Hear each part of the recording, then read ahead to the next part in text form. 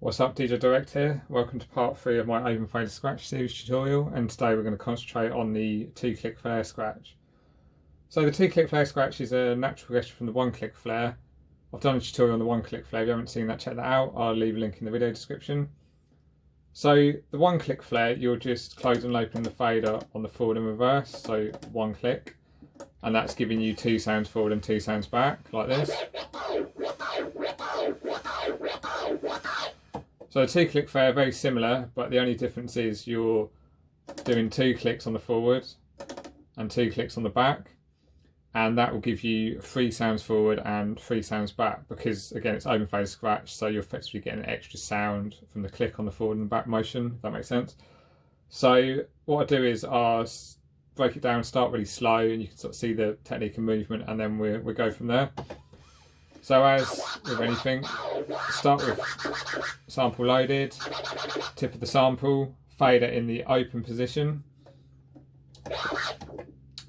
and as you move your record forward, you're clicking the fader twice, like that, and as you bring it back, you're clicking it twice again.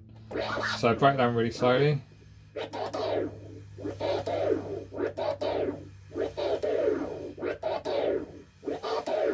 So again, start open, 2 clicks forward.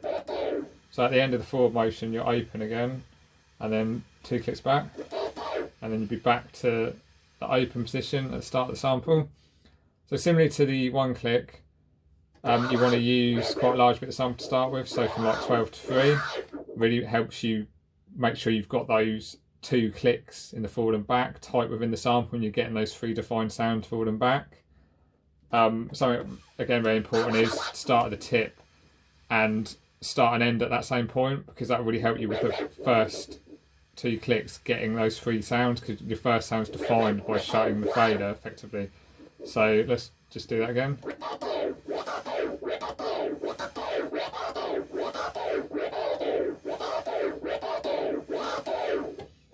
So I watched a lot of tutorials on the 2-click again. Similar to the 1-click flare, the Beat Junkies tutorial really helped me out. So it's I think it's DJ Babu who's doing the tutorial, and it's a really good one because they concentrate a lot on the fader movement as well. There's some sort of close-in shots of that, so that should help you out. I'll leave a link in the description, so check that one out.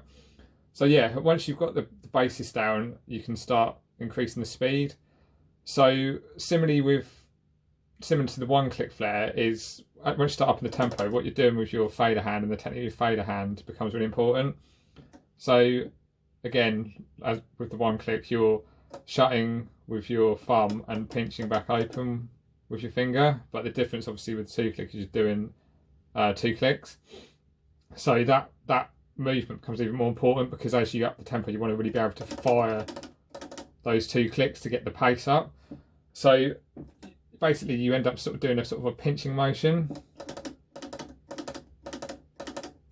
and like I said, that pinching motion becomes really important when you're trying to up the pace, because if you can really fire off the 2 clicks, you get really tight, start shortening the record hand movement, and really get the pace up on the scratch. So I spent quite a bit of time just literally practicing that movement on the fader, not even doing the scratch. So yeah, if I sort of show you up the pace a little bit and show you what I mean. So you can see you're starting to fire out the 2 clicks quicker.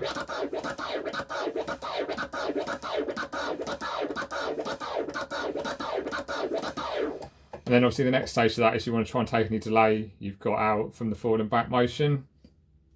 So like this.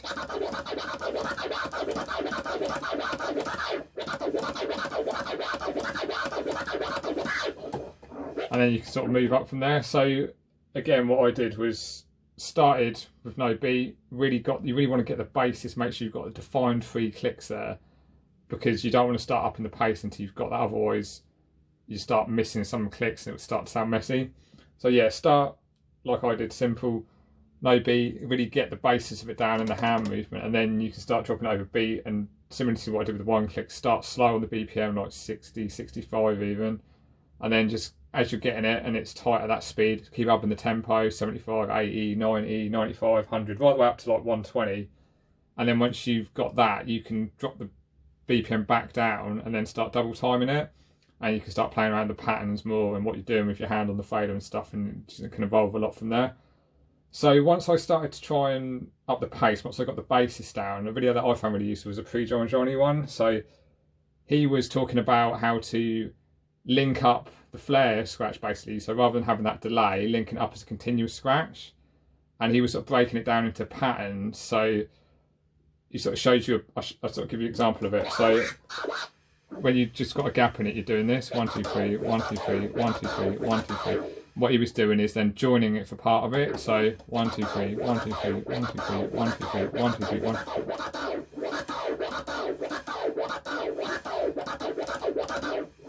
So 1 2 3 1 2 3 1 2 3 1 2 3 1 2 3 1 2 3 1 2 3 1 2 3.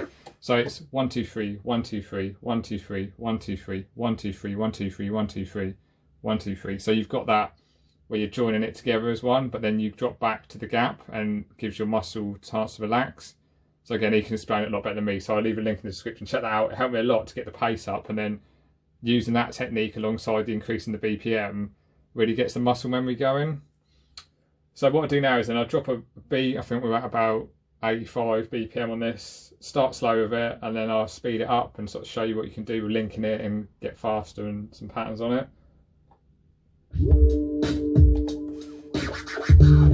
So again, we start slow.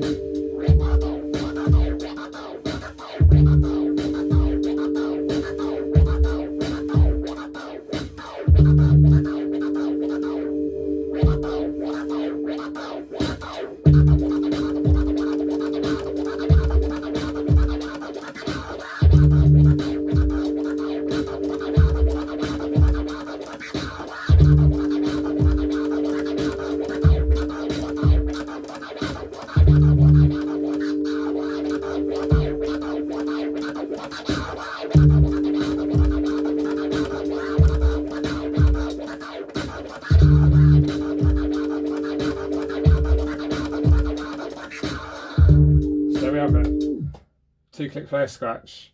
Next up, I think, will be the chirp flare scratch. That's one of my favourites, so check that out when that's uploaded. As ever, I hope you enjoyed the video. I hope it's useful to you. Like and subscribe, and hopefully see you on the next one.